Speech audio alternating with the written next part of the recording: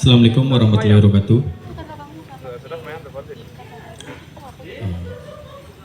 Pada sore hari ini kita telah sampai pada sesi bincang buku Memori Kolektif Pajakumbuh Literatur tentang Tanah Payau karya Feni Effendi.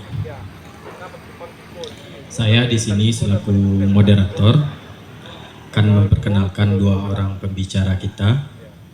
Tapi sebelum itu kita harus tahu dulu siapa itu Feni Effendi. Feni Effendi adalah seorang penulis yang lebih dikenal dengan penulis memori kolektif, putra kota Payakumbuh, yang saat ini sudah menerbitkan beberapa buku, diantaranya ada buku puisi tunggal dengan judul Selendang Ibu Pertiwi pada tahun 2019.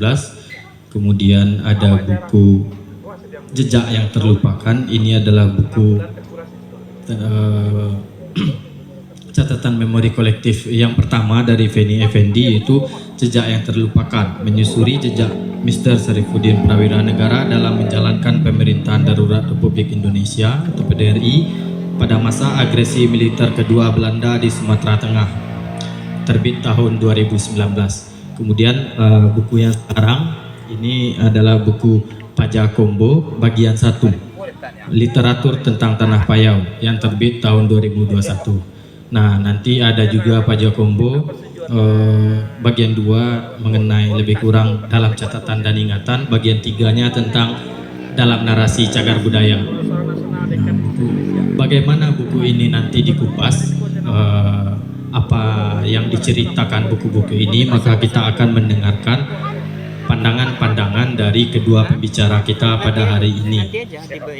Yang pertama ada saya panggil Dr. Wendra Yunaldi SHMH, seorang putra kelahiran Payakumbuh, ahli hukum tata negara, dan saat ini menjabat sebagai dekan Fakultas Hukum Universitas Muhammadiyah Sumatera Barat atau UMSB.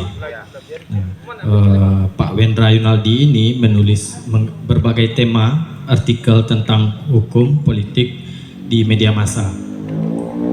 Telah menerbitkan satu judul buku 2017 pada tahun 2007 dengan judul Potret Perbankan Syariah di Indonesia, melacak keabsahan landasan yuridis praktek perbankan syariah di Indonesia. Yaitu kita panggil saja langsung Pak Wendra Yunaldi untuk mengambil tempat di depan. Kemudian ada pembicara kedua, Randi Remana M.Hum, seorang sejarawan kelahiran Ayatabi, saat ini menjadi editor di haluanpadang.com dan mendirikan media alternatif yang bernama Gara ID. Kemudian Randi berkegiatan di Lab PAU 9, sebuah ruang studi dalam bidang sastra dan humaniora. Ya, kepada Randi dipersilahkan untuk mengambil tempat di depan.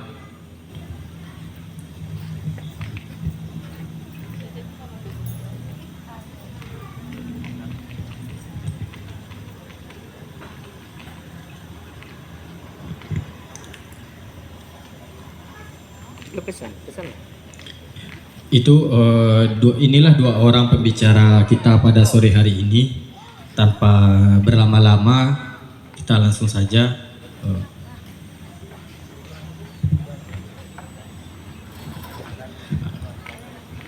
untuk yang pertama, kita dengar dulu pemaparan dari Pak Wendra. Pada Pak Wen kita persilakan.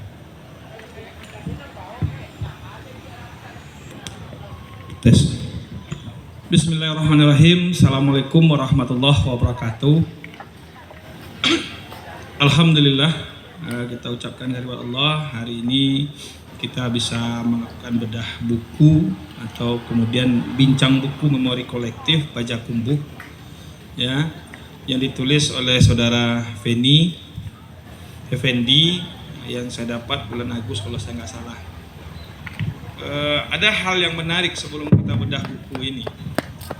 Ini sebenarnya tamparan bagi kami dunia akademik, termasuk ya tamparan sekaligus pukulan besar. Kenapa? Biasanya buku itu ditulis biasanya oleh akademisi atau sejarawan atau para pengamat. Namun kemudian dalam konteks buku Pajakumbuh ini ditulis oleh orang yang kemudian secara akademik tidak mempunyai basis keilmuan sejarah. Itu satu. Yang kedua, tidak punya basis akademik. Ya, itu dua hal yang kemudian menjadi buku ini menjadi menarik. Kalau misalnya Daguyut Fitra nulis sebagai sastrawan atau budayawan, tidak masalah, karena dia tidak butuh metode-metode ilmiah, kemudian dia tidak butuh literasi ketika beliau menulis puisi, yang penting perasaan hati, ya. Tetapi buku ini menjadi menarik, ditulis oleh Feni yang sama sekali tidak punya basis akademik, kemudian tidak punya ilmu sejarah dan punya latar belakang sebagai sejarawan, dan juga tidak punya latar belakang sebagai orang ilmiah. Kenapa menjadi buku ini menarik? Buku ini bercerita tentang, kalau dalam konteks Minangkabau itu Tambo, ya. Tambo Payakumbuh, ya, Payakumbuh, dan banyak memori kolektif, dan ini bisa dirangkai dalam sebuah ulasan yang kemudian yang dinamakan dengan memori kolektif itu. Walaupun dalam konteks sejarah ini nanti si Randi yang lebih, karena beliau pakar sejarah, tidak harus punya, misalnya begini, ketika menulis tentang sejarah Minangkabau atau kemudian sejarah kapan sebenarnya perjanjian Marapalam itu, atau kemudian sejarah-sejarah yang ada di Minangkabau, perdebatan kita itu selalu dibenturkan dengan apa buktinya. Bukti itu bisa saja kemudian dalam bentuk arca, prasasti, dokumen-dokumen. Perdebatan ini sampai hari ini tidak tuntas. Misalnya ketika bicara, ada kemudian orang bicara Islam masuk abad ke-7, ada yang mengatakan abad ke-13, ada yang mengatakan jauh sebelum itu gitu, abad ke-7, ada yang ke-13, ada yang 14. Selalu benturan ketika menulis sejarah, selalu para sejarawan selalu menuntut metode yang dipakai. Kemudian apa yang kemudian menjadi pendukung referensinya, ya. Referensi itu selalu mana buktinya, mana arcanya, mana prasastinya, mana daur lontarnya, mana kemudian dokumennya. Ini kemudian menjadi benturan-benturan ketika menulis sejarah. Walaupun saya tidak ahli sejarah, tapi banyak berteman dengan para ahli sejarah atau para akademisi sejarah. Benturan-benturan itulah kemudian membuat orang takut menulis sejarah. Ya, kenapa? Karena selalu akan dihajar dengan metode ilmu. Ini tidak cocok dengan kajian keilmuan sejarah. Kenapa? Karena untuk menulis sejarah ada rumusnya gitu. Buku ini menampar semua teori itu, kemudian mengobrak-abrik teori penulisan sejarah, sehingga kemudian dinamakan dengan penulisan sejarah memori kolektif yang tidak ada di metode sejarah. Ya, yang tidak ada di metode sejarah dan tidak pernah ditulis. Nah, dalam konteks kita Minangkabau atau Sumatera Barat, sampai hari ini misalnya ketika saya nulis buku disertasi saya tentang Nagari misalnya, ada pertanyaan yang tidak terjawab. Kapan Nagari itu pertama sebenarnya dalam konteks pemerintahan? Nah, itu tidak terjawab. Kenapa? Karena buktinya nggak ada. Kita hanya menerima syarat Nagari, Bampe suku, Babalai, Bamasaji, Batapian, tetapi kemudian Nagari sebagai sistem pemerintahan kapan gitu? Ada yang mengatakan pada tahun 18, abad ke-18, ada yang mengatakan abad ke-16. Sama juga dengan perdebatan, sebenarnya orang Minang ini berasal dari mana? Ada yang mengatakan dari Campa, ada yang mengatakan dari India, ada yang dari sini. Oh, ada yang katanya dari keturunan Iskandar Zulkarnain. Banyak. Kemudian ada yang mengatakan turun dari Gunung Merapi ketika zaman Nabi Nuh gitu. Ini sulit membuktikan. Tetapi paling tidak buku memori kolektif Pajakumbuh ini yang ditulis oleh Feni itu mampu melampaui dan mendobrak teori-teori sejarah yang sebenarnya sudah lama ingin saya protes karena tidak punya keahlian sebagai ahli sejarah. Ini paling tidak momentum awal. Ternyata teori-teori Barat tentang penulisan sejarah itu bisa dimentahkan oleh seorang Feni, bisa kemudian dimentalkan teorinya, kemudian buku ini hadir di hadapan kita. Kenapa? Karena secara metode ilmiah, orang ilmiah selalu melihat bagaimana metodenya, bagaimana alat pengujinya, alat uji. Buku ini menjadi menarik, dan walaupun kemudian ada ketidakpuasan ketika kita baca, bagi saya misalnya tentang hukum belum kelihatan di sini, misalnya tentang Nagari hanya sekilas, tentang Nagari pertama, tentang Nagari Tiaka, 6 datu atau 6 suku, hanya awalnya itu. Kita sebenarnya berharap pada buku kedua ada memori kolektif yang kemudian menjadi sejarah peradaban Kota Payakumbuh atau Luhak 50 Kota yang perlu ditulis. Ya. Bagi saya yang menarik itu hanya dalam perspektif hukum yang hari ini menjadi persoalan misalnya di kita. Nah, kalau kita lihat misalnya secara sederhana, bagaimana ketika Luhak 50 orang datang, kemudian bagaimana Manaruko Nifeni menulisnya di halaman 100, ya, di halaman 100. Yang menariknya apa? Saya bacakan sedikit misalnya. Betapa orang sederhana dulu menentukan daerah. Ketika ada orang lain datang untuk mencari lahan baru, maka ia akan bertanya sampai mana saja batas-batas wilayah kepada orang pertama yang memancang tadi. Maka ia pun mencari wilayah yang belum ada pemiliknya. Jika semua tempat sudah dimiliki, maka ia akan meminta izin kepada orang yang pertama tadi untuk tinggal di sana. Maka orang pertama tadi memberikan tanah kepada tamunya dengan syarat harus mengakui kalau orang pertama tadi sebagai nini atas wilayah itu. Anggaplah orang pertama tadi bersuku Piliang, maka lambat laun terciptalah kampung Piliang di daerah itu. Dan orang kedua tadi anggaplah bersuku Sikumbang, maka lambat laun terciptalah kampung Sikumbang. Lalu datang pula suku lain, misalnya suku Melayu, maka lambat laun tercipta pula kampung Melayu. Dan setelah itu ada lagi suku Bendang, maka tercipta lagi kaum Bendang. Tuh. Kemudian di 101-nya ada yang menarik. Sebelum mendirikan nagari, nini di nagari tersebut akan mengundang nini nagari sekelilingnya untuk membicarakan batas wilayah. Poinnya di sini. Dulu orang tidak punya daerah administratif, orang tidak punya peta geologi. Tapi kemudian tentang batas daerah, batas wilayah bisa diselesaikan dengan perundingan, dengan musyawarah.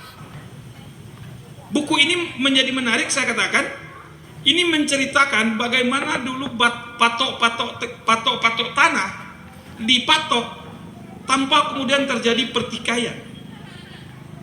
Kalau kita lihat lagi di bawahnya kemudian, ya, kalau kita lihat lagi di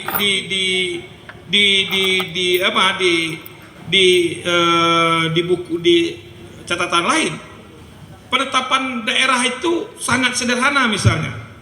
Jadi kalau ada orang datang ke satu daerah, kalau belum ada dia tinggal patok. Dengan dipatok dengan cara di sini dikatakan mereka mengikat sebuah ujung rotan yang panjang di sebuah kayu, lalu sebuah ujungnya lagi diikatkan juga di pohon lain sehingga rotan tadi tegak melengkung dengan tinggi yang bisa dilihat dari jauh. Dalam perspektif saya ilmu hukum, saya ingin katakan, kalaulah ini betapa orang dulu secara arif dan sederhana menentukan patok tanah, maka tidak perlu pengadilan di Kota Payakumbuh. Data terakhir misalnya di Sumatera Barat tahun 2021 lebih 1.500 konflik tanah, dan itu rata-rata adalah tanah ulayat, tanah kaum atau tanah suku. Kemudian hari ini di Sumatera Barat kita, termasuk kita di Payakumbuh, batas daerah adalah pasti ulayat nagari atau ulayat rajo. Antara nagari Kotonampe, Kotonanggadang atau kemudian dengan Aur Kuning pasti dibatasi oleh di buku ini ditulis seperti itu. Betapa orang dulu kearifan lokal, kearifan sosial ini menetapkan sehingga tidak mungkin terjadi konflik batas tanah suku. Hari ini dari 1.500 kasus di pengadilan di seluruh Sumatera Barat, termasuk di Payakumbuh, konfliknya pasti batas tanah, konfliknya pasti kepemilikan. Yang ingin saya sampaikan dalam perspektif ilmu hukum adalah apa yang ditulis Feni ini sebenarnya kalau kita rujuk, maka tidak akan ada konflik tanah di Payakumbuh ini, tidak akan ada konflik. Kenapa? Karena setiap tanah, setiap jengkal tanah sudah ada yang punya. Tetapi kenapa hari ini berkonflik? Saya tekankan lagi misalnya.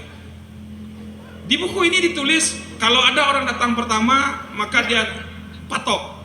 Kalau ada orang kedua datang kemudian kalau dilihatnya tidak ada lagi sudah punya semua, dia minta izin kepada yang punya tanah. Kalau dalam konteks adat Minangkabau kita malako, kemudian diberikan tanah. Kalau ada orang ketiga diberikan lagi tanah. Tetapi yang penting ada pengakuan bahwasanya yang pertama adalah yang asa atau yang minya. Artinya apa, Bapak Ibu, saudara-saudara sekalian, dalam buku bincang buku memori kolektif ini menyadarkan kita apa yang ditulis Feni ini. Artinya apa? Seluruh tanah di Pajakumbuh atau Luhak 50 semuanya sudah berpunya. Yang penting sekarang adalah sadari siapa yang datang kemudian, siapa yang datang dulu.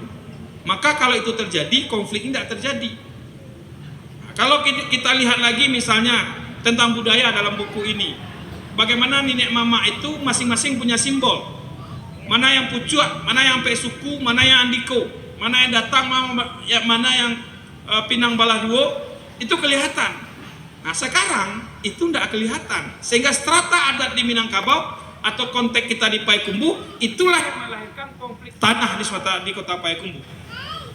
Ya, ini yang melahirkan konflik tanah. Kenapa? Karena masing-masing tidak mengakui sejarah kedatangannya di kota Payakumbuh. Nah, mudah-mudahan pada buku edisi kedua, ini misalnya ada cerita misalnya begini. Ketika buku ini kita kupas lebih jauh, akan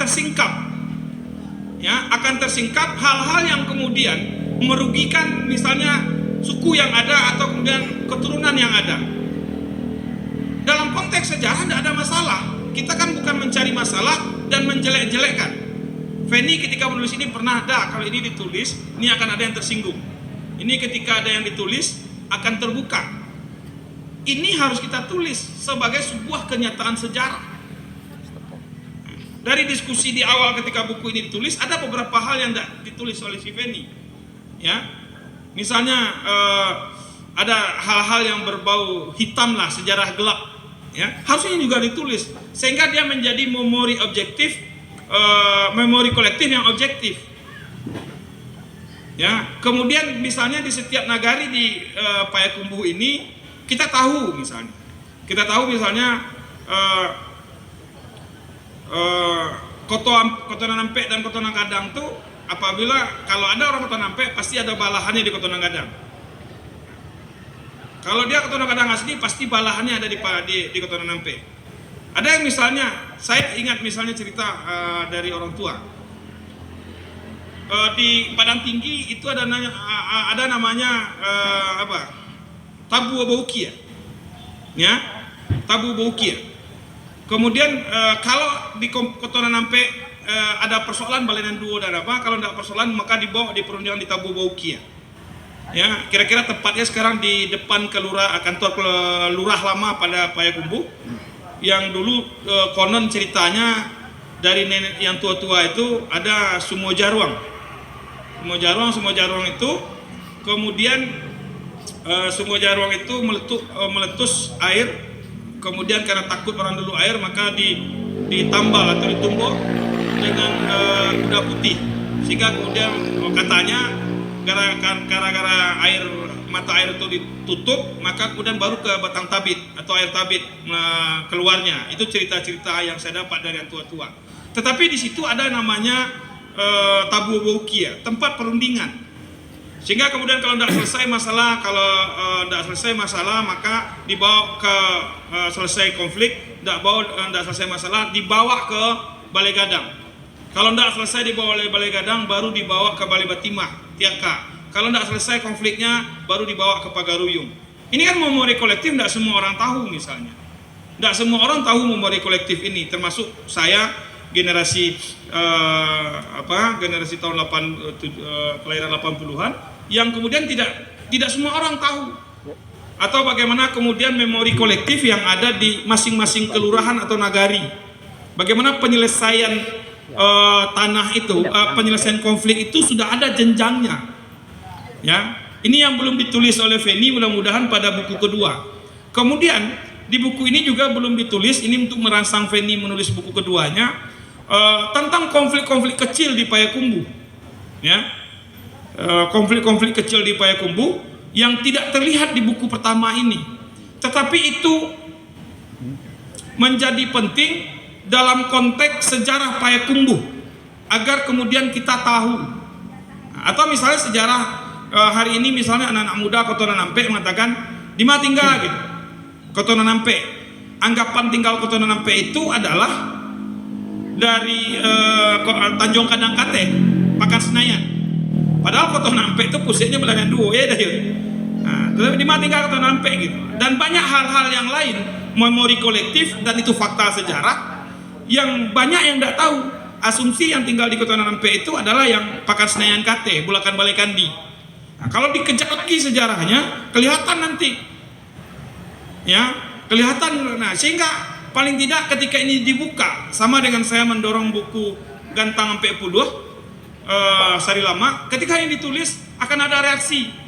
Kenapa? Gantang Ampe Puluh di Sari Lama itu, saya sebagai pengarah dalam penulisan, Gantang Ampe Puluh menceritakan 40 nini dari Sari Lama, dan mereka yang, sehingga namanya Gantang Ampe Puluh. Mereka yang memutuskan adat. Nah, sekarang ini tidak kelihatan di sini. Nah, mudah-mudahan di buku kedua ada. Nah. Kemudian ada tempat-tempat sejarah dalam konteks pergerakan misalnya. Tentang batas Payakumbuh. Ada perdebatan Payakumbuh itu batasnya mana. Di buku ini misalnya diceritakan kita bulan November saya lupa tahunnya ini. Tentang kelahiran Payakumbuh ketika dia dulu masih Padang, kemudian bergeser Payakumbuh diakui sebagai Afdeling, ya. Kemudian pertanyaannya, kalau misalnya perdebatan di Bukit Tinggi hari ini, Bukit Tinggi itu sudah lebih seperempat abad. Nah, sekarang Payakumbuh sebagai kota administratif, nah kita baru peringati kemarin, Desember kemarin. Apakah penetapan itu yang menjadi titik kelahiran kota Payakumbuh, atau Payakumbuh dalam konteks masyarakat sudah ada jauh sebelum itu? Pada abad ke-18. Karena sama juga misalnya hari ini perdebatan hari kelahiran Kabupaten 50 kota. Apa dasarnya? Nah, ini mudah-mudahan ini digarap Feni pada buku kedua.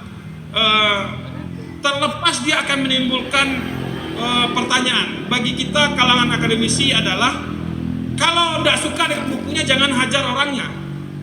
Silakan hajar tulisannya. Problemnya hari ini orang tidak suka dengan bukunya, orangnya yang diajar. Ya, tidak suka dengan pikiran orang, orangnya yang dicarikan kesalahan, bukan pikirannya. Dalam konteks dialektika intelektual, kalau tidak suka, ya tulis. Bagaimana kita tahu misalnya perdebatan antara Muhammad Nasir dengan Soekarno tentang Islam? Mereka bersaut-sautan, bersurat-surat. Bagaimana perdebatan antara M. Husni Tamrin dengan Nurholis Majid misalnya. Bagaimana kemudian beberapa tokoh bangsa tidak setuju, mereka tidak menghujat orangnya, tapi pikirannya. Atau kalau dalam konteks sejarah misalnya tulisan AP Perlindungan, kemudian tidak setuju, bukan dihajar, tapi ditulis bukunya oleh Hamka. Ya, walaupun kemudian pengikut AP Perlindungan juga menulis membela AP Perlindungan, Hamka juga punya pendukung yang sampai hari ini tidak jelas mana yang benar. Tetapi keduanya memaparkan data. Artinya apa? Kita ingin menulis sejarah secara objektif, memori kolektif, yang kemudian kalaupun ada hal-hal titik-titik gelap atau hal-hal yang mungkin orang terkejut membacanya, harus kita tulis. Termasuk tentang kelahiran kota Payakumbuh tadi. Kemudian di sini tentang pemerintahan Payakumbuh dari zaman Belanda sampai hari ini. Ada hal-hal yang unik yang perlu kita tulis. Mungkin itu sekedar pembincang, karena saya orang hukum, saya hanya melihatnya dalam perspektif bagaimana nagari awal lahir, kemudian betapa sederhananya orang menentukan batas tanah. Kalau ini selesai, maka tidak akan ada pengadilan, tidak perlu pengadilan negeri Payakumbuh membahas sengketa tanah ulayat. Nah, buku ini paling tidak harus dibaca oleh seluruh nenek mama di Payakumbuh atau di Sumatera Barat, harus dibaca oleh orang-orang yang mendiami Payakumbuh, agar apalagi yang punya tanah ulayat di Payakumbuh, agar dia paham bagaimana dulu tanah ini diperoleh oleh nenek moyangnya. Sehingga kalau itu kita pahami, maka kan tidak ada yang namanya pertarungan atau pertengkaran atau perselisihan kepemilikan tanah di Payakumbuh. Mungkin itu saja beberapa catatan buku ini. Ini bukunya banyak yang perlu kita kupas, tapi saya hanya ambil satu sisi saja. Ada sisi sejarah, ada sisi pemerintahan, ada budaya, dan lain-lain sebagainya. Ini si Randi nanti yang lebih, karena orang sejarah, ambil pula kaplingan orang sejarah oleh orang hukum, tidak pas pula. Mungkin itu, sekian, terima kasih. Assalamualaikum warahmatullahi wabarakatuh. Ya, terima kasih yang di pemaparan dari Pak Wen. Kepada peserta nanti kita akan membuka sesi tanya jawab. Sebelum itu kita dengarkan dulu bagaimana pemaparan dari Randi. Pak Wen sudah menyampaikan pandangan terhadap buku Pajakumbuh karya Feni mengenai kearifan lokal masyarakat di Payakumbuh dalam pembagian tanah ulayat, dan Pak Wen juga menekankan buku ini lebih baik dibaca, harus dibaca oleh berbagai kalangan gitu, terutama untuk nenek mama, agar bagaimana konflik-konflik mengenai tanah ulayat itu bisa berkurang di wilayah kita. Ya, selanjutnya kita dengar bagaimana pemaparan Randi mengenai dalam perspektif sejarah. Terima kasih. Langsung saja saya serahkan kepada Randi. Assalamualaikum warahmatullahi wabarakatuh. Terima kasih kepada komunitas intro yang telah mengadakan diskusi yang cukup menarik ini. Bukan cukup menarik, tapi menarik. Sepertinya saya langsung saja mengetengahkan apa yang ingin atau apa yang saya lihat dari buku Payakumbuh karya Feni Effendi. Jadi dalam kesempatan ini saya ingin melihat buku ini dalam dua cara. Yang pertama adalah bagaimana buku ini didekati secara akademik lah. Bagaimana arti buku ini dalam penulisan sejarah Sumatera Barat, khususnya Payakumbuh. Dan yang kedua nanti buku ini sebagai buku sejarah publik. Mungkin akan saya mulai yang pertama dulu. Jadi ini tentu bukan buku literatur pertama yang menulis tentang Payakumbuh. Sebelum-sebelumnya itu sudah ada berbagai literatur, tapi bentuknya itu lebih ke biografi. Banyak biografi Yusuf Rizal misalnya. Di sana itu disinggung juga bagaimana sejarah Payakumbuh. Ada juga sedikit disinggung-singgung tentang sejarah Payakumbuh. Dan kemudian beberapa tahun yang lalu ada teman di UGM, dia tuh juga menulis tentang sejarah Payakumbuh, tapi sudut pandangnya itu lebih ke sudut pandang budaya. Jadi anak UGM. Dia itu meneliti tentang tugu-tugu yang ada di Payakumbuh. Mulai dari Jembatan Ratapan Ibu, Tugu Adipura dan segala macamnya. Dan kemudian dia mengaitkannya dengan perubahan sosial yang ada di Payakumbuh. Bagaimana perubahan sosial itu mempengaruhi bentuk-bentuk tugu-tugu tersebut. Buku Bang Feni lain lagi. Yang salah satu yang menarik di dalam buku Bang Feni ini adalah satu serpihannya, yaitu ketika Feni Effendi itu membahas satu periode penting dalam sejarah Indonesia, dan periode penting ini bisa dikatakan masih gelap, belum terlalu banyak dibahas, terutama untuk konteks Sumatera Barat, apalagi untuk konteks Payakumbuh. Dalam buku-buku literatur yang sudah ada tentang Payakumbuh itu sama sekali tidak disinggung. Nah, apakah konteks tersebut? Apakah masa-masa tersebut? Yaitu adalah peralihan dari abad 20 menuju abad 21. Kalau kita bahasakan sederhananya adalah reformasi. Jadi Feni Effendi dalam buku ini menyinggung banyak sekali masa-masa setelah reformasi. Apa-apa saja perubahan yang dia lihat antara tahun 99 sampai 2000-an awal. Nah, saya rasa ini salah satu nilai penting dari buku Feni Effendi ini. Karena apa?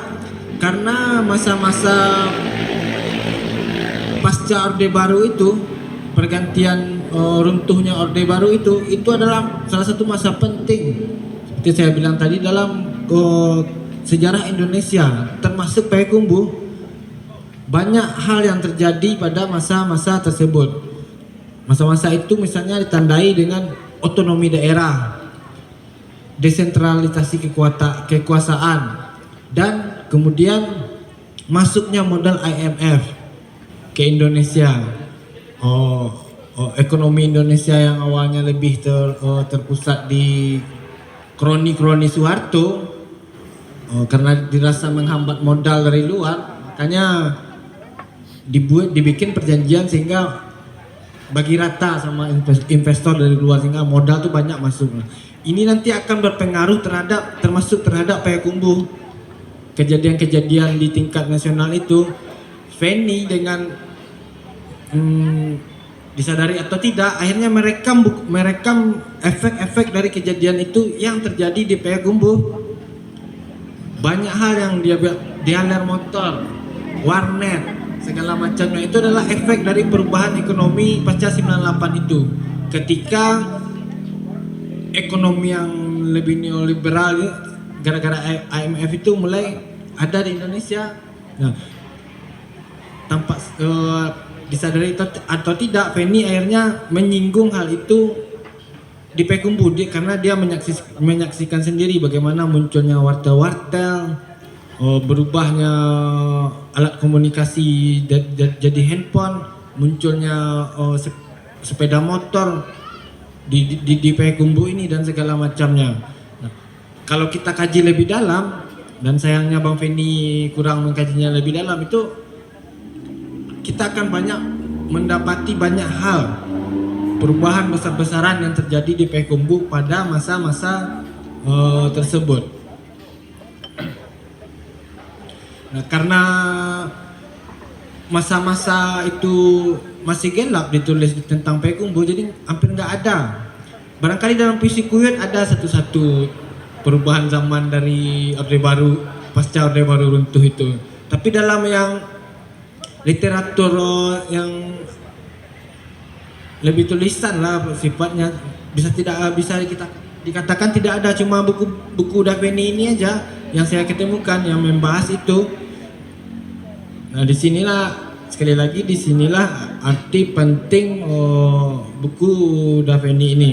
Nah, salah satu contohnya adalah selama ini kita tidak menyadari, misalnya ini bukan masalah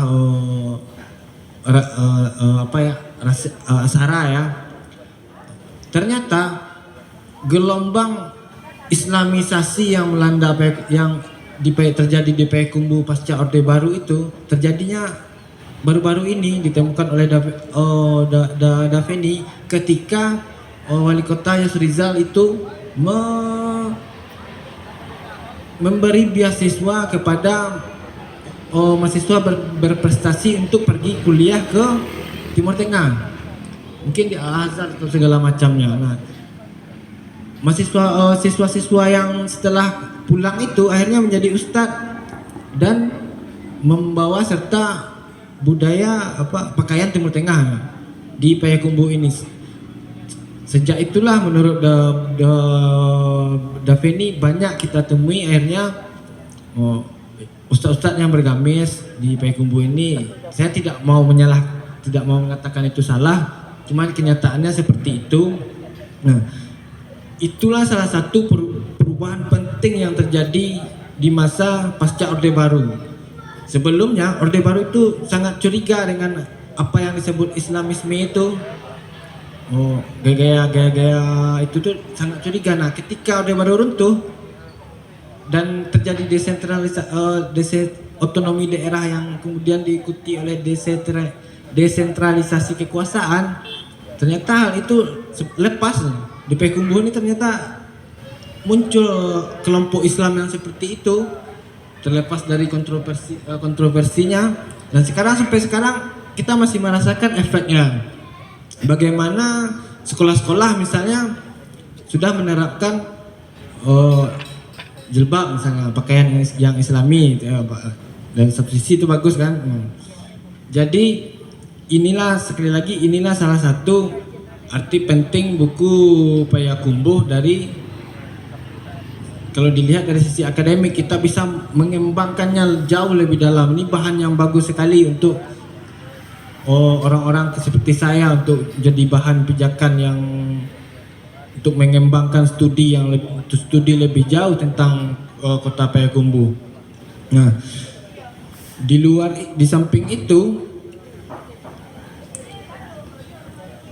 hal-hal lain yang biasanya luput oleh literatur tentang Payakumbuh sebelumnya adalah adanya peristiwa-peristiwa seperti aksi massa yang berhasil menurunkan wali kota. Jadi itu wali kota, koreksi saya kalau salah Bang Wen, itu adalah wali kota kepala daerah pertama yang dilengserkan oleh aksi massa pasca Orde Baru. Jadi ini sebetulnya fenomena yang menarik dan terjadinya di Payakumbuh. Beberapa saat setelah itu, tren itu menjalar ke tempat lain. Setelah beberapa bulan setelah wali kota Payakumbuh itu lengser, di Pekanbaru orang demo menurunkan wali kotanya, dan setelah itu menjalar sampai ke Jawa. Dan hal-hal yang dicatat oleh Daveni selama masa perubahan itu adalah munculnya orang-orang kaya baru di Payakumbuh ini. Ada semacam awalnya yang dikesankan oleh Bang Daveni Payakumbuh ini sebagai tempat yang banyak kemiskinan lah. Perlahan-lahan muncul orang-orang kaya baru yang gaya hidupnya sendiri berubah segala macamnya, punya handphone segala macamnya, mengenal internet. Nah, ini akhirnya kalau diteliti lebih jauh, ini menimbulkan semacam kelompok sosial baru sebetulnya di Payakumbuh. Lagi-lagi ini berguna sekali untuk penelitian lebih jauh mengenai apa perubahan yang terjadi di Payakumbuh pada masa peralihan abad 20 ke abad 21 itu, yang selama ini nyaris dihiraukan oleh termasuk saya kalau mau disalahkan orang yang belajar sejarah. Karena itu tidak jadi perhatian, bahannya kurang, kita hampir nggak ketemu bahannya, dan Daveni berhasil menemukannya lewat memori kolektif itu, salah satu metodenya. Nah, dalam batasan ini untuk merekam kejadian yang belum lama terjadi, memori kolektif ini memang bisa diandalkan. Tapi kalau untuk kejadian yang masa-masa Padri, memori kolektif itu riskan. Nah, tidak bisa diterapkan. Itu hal lain hal. Nah, di luar itu kita juga bisa membaca buku Bang Penny ini sebagai sejarah publik. Nah, sejarah publik ini lebih ringan, tidak berat-berat seperti yang tadi itu. Bukan untuk orang kuliahan, bukan untuk orang apa. Ini adalah untuk warga Payakumbuh. Bang Penny ini menulis bukunya. Apalagi untuk orang-orang yang kita-kita yang besar tahun 90-an, generasi 90-an. Buku ini menceritakan banyak sekali. Bagaimana pasar itu tahun 99, bagaimana hijrah tahun pertokoan itu bentuknya tahun-tahun 2000-an awal itu semua direkam oleh Daveni dalam buku ini. Kalau kita generasi 90-an, maka membaca buku ini jadi semacam nostalgia. Menyenangkan sekali membaca buku ini dalam kerangka sejarah publik itu. Kita semacam rekreasi lah ke masa lalu. Nah, di samping itu, buku Bang Penny ini akhirnya akan membuat semacam konsolidasi memori kolektif. Maksudnya begini, apa yang dibayangkan orang tentang Payakumbuh ketika dia membaca buku Bang Penny ini, akhirnya akan sepakat bahwa Payakumbuh itu telah mengalami perubahan besar-besaran. Dan dalam tulisan Bang Penny ada nada sedikit penyesalan, menyesali perubahan-perubahan itu. Ada saya tangkap apanya, karena ada yang hilang di dalam tulisan Bang Penny itu. Saya tangkap misalnya keakraban antar manusia, komunalisme, dalam perkembangannya Payakumbuh menjadi lebih individualis dan segala macamnya. Ada nada-nada itu, ada saya tangkap di dalam tulisan-tulisan buku, di dalam tulisan-tulisan Bang Penny ini. Jadi itu dulu, kita bisa membacanya dari dua cara tersebut. Ya, terima kasih. Randy Remena menyampaikan bagaimana buku Payakumbuh karya Feni Effendi itu memberi sumbangsi yang besar terhadap sekaligus yang membuat buku ini menarik karena membahas satu periode penting dalam sejarah Indonesia yang disampaikan Randy, bahwa dalam literatur lain, misalnya untuk penulisan Kota Payakumbuh, hal itu luput dibicarakan, yaitu dalam masa peralihan abad 20 ke 21 atau masa reformasi. Kemudian bagaimana narasi-narasi misalnya diceritakan seperti pelengseran wali kota di Payakumbuh itu memberi dampak atau pengaruh terhadap kota-kota di luar Sumatera Barat. Kemudian buku ini juga menjadi Randy melihat sebagai sejarah publik bagaimana masyarakat Fendi menulis untuk masyarakat Payakumbuh. Kita bisa rekreasi atau nostalgia terhadap perubahan terhadap masa lalu, misalnya perubahan gedung-gedung, pertokoan, sekolah-sekolah, ya, dan lain sebagainya. Nah, tetapi tadi juga ini sebagai kilas balik agar nanti peserta diskusi bisa menanggapi. Pak Wen juga berharap lebih itu mengenai sejarah-sejarah gelap yang tentang Payakumbuh itu lebih banyak lagi ditulis agar Payakumbuh itu dinilai secara lebih objektif gitu. Nah, ya, dipersilahkan kepada peserta diskusi untuk menanggapi.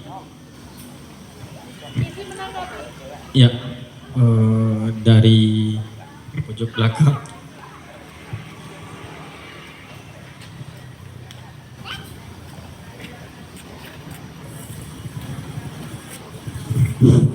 Baik, izin bertanya.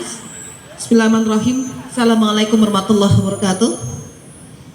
Izin bertanya. Perkenalkan, saya Rizky Prasetya, mahasiswa Sekolah Tinggi Agama Islam Darul Al-Quran Kota Payakumbuh. sekaligus pengurus anggota Dema Astaida Payakumbuh bidang informasi dan komunikasi, ingin bertanya, apa dampak bincang buku mengenai memori kolektif Payakumbuh ini terhadap perkembangan Islam pada saat ini? Yang pertama. Yang kedua adalah, apakah di dalam buku ini menjelaskan tentang perjuangan tokoh-tokoh Payakumbuh di dalam masalah pendidikan Islam atau bagaimana? Mohon penjelasannya. Terima kasih.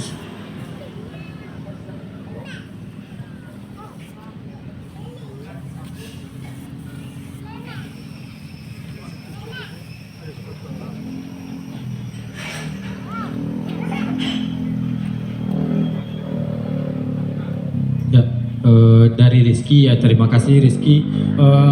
Sebelum ditanggapi, bagi kawan-kawan yang berminat terhadap buku Payakumbuh, itu ada di pojok sebelah kiri dari panggung ya. Nah itu kawan-kawan bisa minta langsung atau berfoto langsung dengan penulisnya. Ya, untuk pertanyaan dari Rizky ada 2 buah pertanyaan, yaitu apa dampak dari bincang buku ini terhadap perkembangan Islam. Kemudian apakah dalam buku ini menceritakan bagaimana tokoh-tokoh Islam gitu. Pertanyaan langsung saja kepada pembicara kita. Oke Rizky, terima kasih pertanyaannya. Saya akan coba jawab. Ya mungkin yang akan saya jawab dulu adalah pertanyaan kedua, yaitu bagaimana apakah di buku ini ada perjuangan menyinggung perjuangan tokoh-tokoh Islam? Ada. Bahkan kalau bagi yang selama ini cukup mengabaikan sejarah kotanya sendiri, bakalan cukup terkejut. Kenapa? Karena Payakumbuh ini ternyata dulu banyak sekolah-sekolah Islam ya, banyak. Dan perkembangannya itu cukup, untuk waktu itu cukup menggembirakan, bergairah seperti itu. Pada zaman kolonial itu pendidikannya cukup bergairah di Payakumbuh, walaupun tidak semeriah di Padang Panjang, tapi di Payakumbuh ini ada. Nah, ada di sini di halaman khusus dibahas di Bang Feni di halaman 341 sampai 353. Itu ada dibahas di dalam bukunya. Jadi kalau mau Pak bisa dibeli di sana ya. Nah, terkait plus tanda tangan. Nah, terkait apakah diskusi ini ada dampaknya terhadap perkembangan Islam, mungkin Bang Wen yang jawab.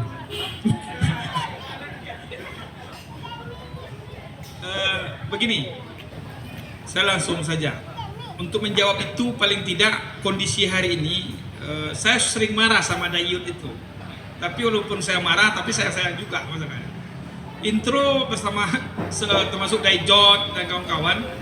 Sebenarnya kalau saya sebagai akademisi dan aktivis, kalau sekarang tercatat sebagai koalisi sipil anti korupsi Indonesia, membangkitkan Payakumbuh dalam minat baca. Ini Payakumbuh membaca, saya ingat itu tahun 2014 kalau tidak salah ya Dayot, kita mulai pusaka. Ini melihatkan hari ini betapa orang Payakumbuh tidak lagi menarik kajian-kajian keilmuan. Ya, saya akan jawab itu nanti. Ya, kenapa?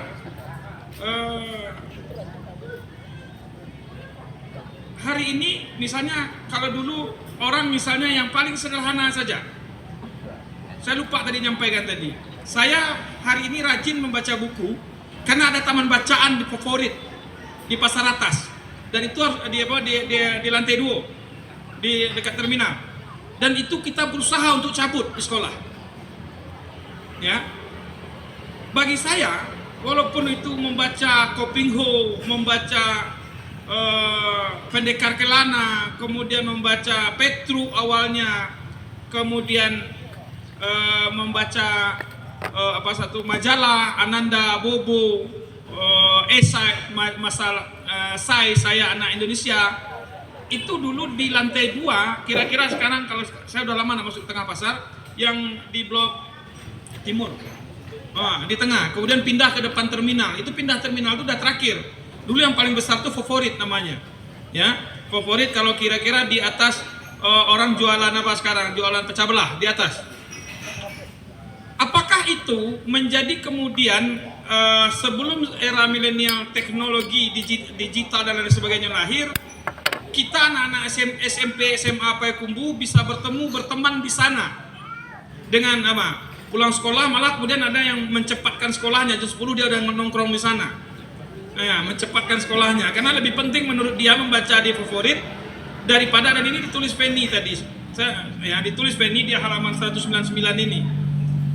Apakah kemudian itu, saya ingat cerita tahun 90 sampai tahun 2000 itu setelah Kota Padang, oplah koran terbesar itu adalah Payakumbuh. Itu menandakan orang Payakumbuh minat bacanya tinggi. Dan hanya 3 seingat saya yang besar taman bacaan itu, Padang di bioskop, ya Padang, di blok Pasaraya, kemudian di Payakumbuh dan di Bukit Tinggi. Tapi yang paling besar itu sebenarnya yang satu daerah saya lupa namanya, ada favorit, ada apa, ada beberapa buku toko taman bacaan yang kemudian di sanalah anak-anak Payakumbuh berinteraksi dan hobi membaca. Ya, hobi membaca. Pertanyaannya hari ini, memori kolektif ini ditulis oleh Feni, saya di halaman 199 ini, walaupun tidak disebutkan nama apanya, nama taman bacaannya, tapi saya ingat ada beberapa tempat itu, ada 3. Dan yang paling lengkap itu favorit, kemudian tutup ketika serial Tiger Wong. Saya ingat Tiger Wong waktu itu kita baca satu lembar itu satu buku itu 100 perak. Kemudian itu merangsang anak-anak Payakumbuh, walaupun kemudian itu juga ada persoalan. Pokoknya setiap cabut pasti orang di sana. Ya, setiap cabut anak-anak. Tetapi kemudian paling tidak itu menimbulkan minat baca. Apakah dia IP-nya rendah atau nilai pendidikannya rendah atau apa? Tetapi anak-anak nakal di Payakumbuh berinteraksi di sana untuk membaca. Termasuk si buta gua hantu dan temukan jaka sembung. Kita baca komik. Tetapi menurut saya itu kemudian paling tidak pada diri saya itu melahirkan minat baca yang kemudian hari ini tidak bisa tidur kalau belum membaca misalnya. Ya, nah ini saya baru rusak matanya baru 3 bulan terakhir Dayo. Baru 3 bulan terakhir. Saya berdoa dulu, saya mematahkan mitos orang membaca sambil tidur itu rusak matanya. Tetapi saya sekarang umur 44. Baru 3 bulan ini sakit matanya. Kenapa? Tidak tahu. Saya berdoa paling tidak memecahkan mitos. Orang membaca itu kacamatanya harus tebal. Ya. Tetapi paling tidak begini, dari memori itu, taman bacaan yang ada itu paling tidak melihatkan betapa anak-anak Payakumbuh lahir dengan gembira. Ya, kemudian paradok kalau Dayut masih ingat, Dayjot kemudian ingat ada namanya janjang frustasi. Yang kira-kira antara Panasonic ini, jembatan Panasonic sekarang toko apa saya udah lama. Antara toko pokoknya di belakangnya adalah orang jual jual tiket, ya, lapir. Tetapi ada janjang frustasi yang menemukan anak-anak Payakumbuh yang kemudian pulang sekolah jam 2, kemudian tidak tahu, pokoknya duduk di sana, kemudian bermenung sambil merokok, kemudian tak apa yang dia pikirkan, yang penting akhirnya dinamakanlah janjang frustasi. Ya, ini tidak ada di buku ini, Benny. Apa? Buku kedua kata Benny, jenjang frustasi. Itu juga menimbulkan interaksi antar anak Payakumbuh. Lo SMA 1, SMA 2, kemudian MAN 1, MAN 2, STM, SMEA, ya, kemudian kumpul di sana. Ini juga tidak terlihat, tetapi paling tidak itu menimbulkan interaksi yang baik. Ketika saya ingat ada perkelahian antara STM dulu, kemudian bisa diselesaikan di jenjang frustasi yaitu di taman bacaan. Begitu interaksi. Sekarang misalnya ada menyangkut pertanyaan tadi, apakah kemudian ada tokoh-tokoh besar? Saya coba lihat lagi karena saya coba lihat ada Mahat Islami, ada Angku Hamzah di sini sebagai pendiri Mahat Islami. Ya. Tetapi ada lagi yang menarik misalnya. Seberapa banyak orang Payakumbuh ingat walaupun jalan itu di Palang Tinggi, Zainuddin Hamidi misalnya. Ya, Zainuddin Hamidi, Buya Zainuddin Hamidi. Ada yang menarik selain dia adalah penerus dari Mahat Islami, tapi ada yang menarik. Beliau adalah orang yang pertama sekali menterjemahkan Al-Quran, bukan tafsir, terjemahan Al-Quran. Itu beliau. Dan beliau nulis sebelum Abdul Somad menulis 73 masalah agama, beliau sudah menulis 40 masalah agama. Bukunya 1 dan 2.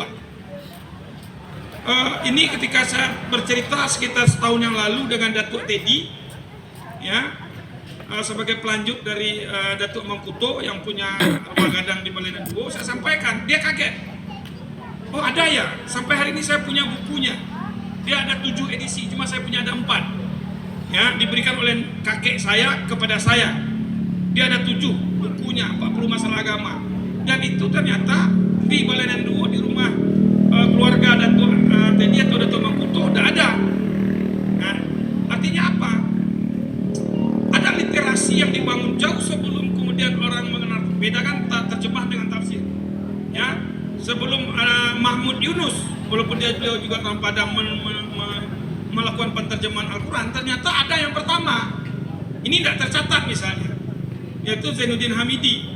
Buya Zainuddin dari Maha Islami yang didirikan, Maha Islami itu oleh Angku Hamzah. Nah, ini tidak terbaca. Dan ternyata Zainuddin Hamidi banyak menulis buku, lebih dari 40 buku. Artinya apa? Ada ulama di Payakumbuh yang besar. Kemudian walaupun sekilas ditulis tentang MTI Tarbiyah Kota Panjang, bagaimana dengan Angku Lakuang misalnya di Kota Panjang?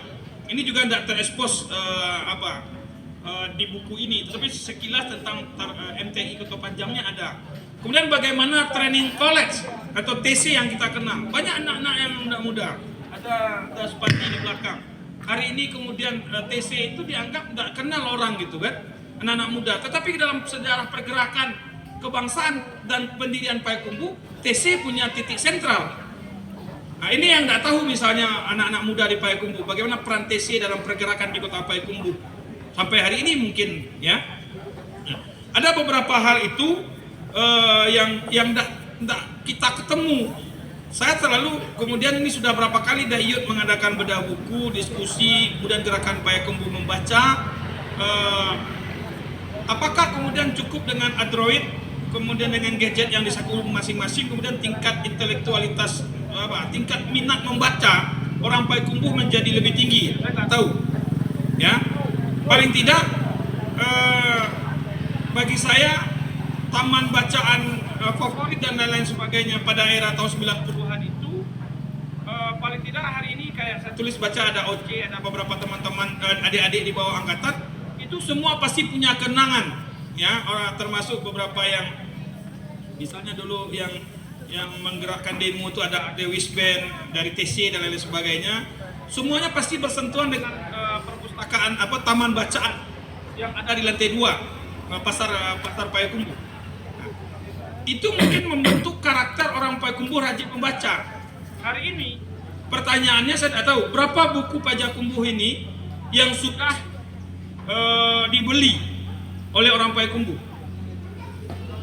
Ya, kemudian pertanyaan berikut, berapa Pemda membelinya yang harus dibagikan ke seluruh sekolah di Payakumbuh? Harusnya buku ini dengan penduduk Payakumbuh lebih dari 140.000 jiwa, maka kemudian paling tidak di seluruh sekolah harus ada buku ini. Tinggal dianggarkan oleh PBD. Cuma kan persoalannya yang kayak gini kan tidak menarik. Ya, lewat forum ini kita minta Pak Wali, Pak Reza, bagaimana kemudian buku ini harus ada di sekolah-sekolah, sehingga anak-anak sekolah Payakumbuh bisa mengetahui. Dan ini kan tulisannya sederhana, bukan tulisan akademik yang pakai footnote, yang pakai body note, yang pakai endnote, yang kemudian harus membacanya bolak-balik kita. Yang pakai konsep-konsep asra, ini kan tidak punya beban kita membacanya. Ini mengalir seperti air, seperti kita flashback sejarah masa lalu dengan bahasa rakyat. Walaupun saya kritik juga bukunya Fen, ada kalimat-kalimat yang harusnya tetap pakai bahasa Minang, dia paksakan pakai bahasa Indonesia, sehingga kehilangan mana.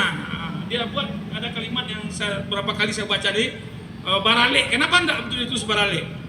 Ya kan? Barelat dia buatnya di dalam, ada yang apa? Di Indonesia kan ini yang merusak tatanan sejarah. Ini yang merusak. Saya mengkritik misalnya begini. Silakan bagi yang pernah ke Bali, ke Bandung, itu nama daerah tidak pernah bergeser. Dalam konteks tata bahasa Inggris pun nama daerah itu nama daerah dan nama orang tidak boleh dirubah. Di kita di Sumatera Barat kepercayaan diri ini yang belum muncul.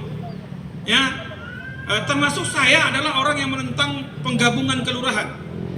Ya, cuma karena saya menentang terus nggak pernah diundang rapat. Baru hanya 2 kali karena menentang terus. Kenapa? Merusak. Ketika Balainan Duo dan walaupun Balainan Duo dan ini juga harus ditulis Benny. Penggabungan kelurahan ini pada buku kedua. Ini merusak tatanan yang ada gitu. Ya, walaupun dulu Balainan Duo itu Padang Tinggi misalnya, Balainan Duo dan itu satu, tetapi karena dia sudah lama, dia sudah terbangun struktur sosial. Ketika digabung karena alasan administratif, struktur sosialnya menjadi rusak. Ya, Padang Tengah dan Balainan Duo itu kan Padang Tengah, Balainan Duo, kemudian Padang Tinggi itu kan satu dulu. Kalau di zaman dulunya, kemudian ketika administrasi pemerintah pecah, kemudian dipaksakan lagi menggabung tanpa melihat tatanan sosial yang sudah terbentuk. Ini secara ilmu sosiologi merusak. Ya, karena alasan administratif, maka kemudian apa?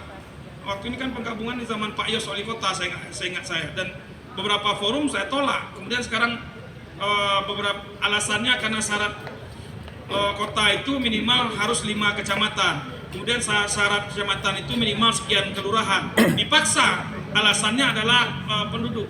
Cuma kalau dipakai syarat administratif, maka akan ada kecamatan yang bubar hari ini. Ya, kalau jumlah penduduk hanya tok ukurannya, akan ada kelurahan kecamatan yang bubar. Lampasi itu bubar karena jumlahnya tak cukup penduduknya. Kemudian Payakumbuh Selatan menjadi apa? Menjadi tidak cukup kalau administratif semata. Jadi kita berharap lewat ini janganlah pertimbangan administratif dan birokrasi kemudian merusak tatanan yang sudah ada. Ini sama dengan zaman Belanda. Tatanan adat yang sudah kuat masuk Belanda, dibuatlah regen, dibuat ini, kemudian rusak tatanan adat. Apa tatanan yang sudah ada ini sudah kita pertahankan saja. Kalaupun janganlah kemudian kita merusak tatanan, akhirnya apa? Struktur sosial yang ada di masyarakat kita menjadi rusak. Ya, kalau saya kan di sini kan katanya ada nagari pertama itu Piaka, 6 datuk, ya 6 suku yang ditulis oleh Penny dalam tulisan ini. Yang ingin saya sampaikan, kenapa pernah kita Payakumbuh memikir karena selalu ada kalimat bagi batang terendam, ada pasti sarak-sarak kaki Allah, ada tidak kepikir? Karena dalam undang-undang desa dimungkinkan kelurahan itu menjadi nagari kembali. Ya, kelurahan itu menjadi nagari kembali. Pernah tidak kepikir? Kasih data dulu. Pernah tidak kepikir menjadikan nagari kembali? Jadi nanti wali nagarinya atau kapalo nagari dipilih kembali atau disepakati oleh nenek mama. Nah, kalau dilihat dari struktur 9 nagari yang ada di Payakumbuh, yang kelurahannya masa itu nagari Tiaka misalnya. Kenapa tidak bisa dimulai dari nagari Tiaka? Ini ditulis juga oleh Feni, nagari 9 nagari yang awal. Ya, kemudian bergeser. Kenapa kita tidak mikir dalam konteks itu? Kalau di kota itu ada desa, ya kayak di Pariaman, kemudian di Damasraya, di Junjung dan di pesisir, kenapa kemudian di kota Payakumbuh tidak coba dimunculkan kembali kelurahan itu dijadikan nagari? Kenapa? Sehingga struktur sosialnya menjadi kuat. Kenapa kemudian struktur yang sudah kuat itu kemudian digabung kelurahannya, kemudian masyarakatnya juga tidak menyatu? Ya, seperti di Kota Nanggadang juga dibuat gitu kan, ingin mengembalikan historikal lama tapi tidak duduk. Hanya namanya yang dikembalikan tapi tatanan sosialnya tidak. Nah, itu beberapa hal yang ingin saya sampaikan. Kalau persoalan apakah ini dengan membaca buku ini berpengaruh dalam pergerakan Islam, paling tidak bagi yang membaca dia tahu ada sekolah-sekolah hebat di Payakumbuh dulu. Ada MTI Kota Panjang, ada Mahat Islami, ada Training College, ada MTI Limbukan, ya, dan ada di sini tahun 1954 didirikan sekolah pertanian, kemudian ada cabang IAIN, cabang IAIN Imam Bonjol Padang yang sekarang menjadi kampus 4 fakultas kampus 4 Universitas Muhammadiyah Sumatera Barat. Nah, ada lagi ceritanya kenapa itu diapakan menjadi kampus Muhammadiyah Sumatera Barat. Ada lagi ceritanya gitu. Kalau kita lihat bukan Makmur Hendrik wakil ketua DPRD dulu yang punya yayasan, bagaimana kemudian ada juga persoalan tanah yang sekat SMA 5 itu sudah betapa orang Payakumbuh tokohnya dulu Pak siapa namanya Freddy, wakil ketua DPRD DPRD tahun 90, yang punya yang tanah itu saya tanya sama Limbukan diwakafkan untuk pendirian sekolah Islam, sekolah tinggi Islam jauh sebelum Staida ada, jauh sebelum STID ada. Itu sudah dirancang tahun-tahun 95, 92, 90-an, tapi tidak pernah tercapai. Ya, artinya apa? Pergerakannya ada. Termasuk misalnya bagaimana pemilu pertama tahun 72 yang menang itu P3 dalam, ya kan? 8 kursi, kalah Golkar. Kemudian tahun berikutnya kalah P3 hanya 1 kursi, P3 8, kemudian Golkar 9. Artinya apa? Ada kelihatan. Nah, kalau melihat titik-titik sejarah itu, maka kemudian buku ini walaupun secara tidak detail tapi bercerita tentang Masjid Kotonang Gadang, Masjid Gadang Kotonang Gadang, bicara tentang Masjid Masjid Gadang Kotonang Nampe, walaupun orang mengatakan Masjid Balenanduo, salah, marah Dayut itu nanti. Ya, itu masjidnya Nagari Kotonang Nampe, bukan Masjid Balenanduo gitu. Sama dengan Masjid Kotonang Gadang, Masjid Gadang Kotonang Gadang, masjid yang di Tiaka, kemudian masjid yang ada di Lampasi. Ini ditulis oleh Feni dalam buku ini.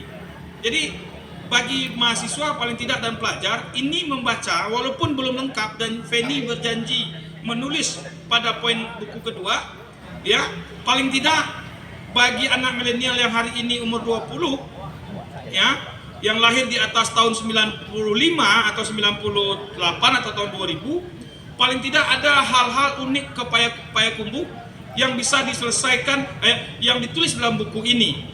Termasuk bagaimana kemudian yang tidak tulis Feni tidak tahu, Dayu ke pemain bola dulu, striker dulu, badan kecil itu mas striker dulu gitu.